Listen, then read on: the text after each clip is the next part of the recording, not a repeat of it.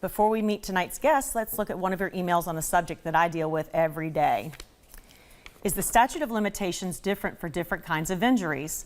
This is a question from James. James, the answer to your question is yes and no. The Florida legislature changed basically the rules of statutes of limitations back in March of 2023, and they made it such that you can now adjust everything down to 2 years. It used to be 4 years for most things in med mal, and there were a couple of things that were only 2 years, and then everything else was 4.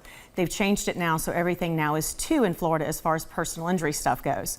However, since we are this is the no part of the question, since we are so close to Alabama, to Georgia, and any other state, very frankly, those statutes of limitations may be very different. So you always have to consult with an attorney when you've been injured, just to make sure that you're not losing some rights.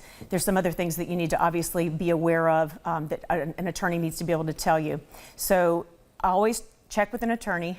That's the first thing.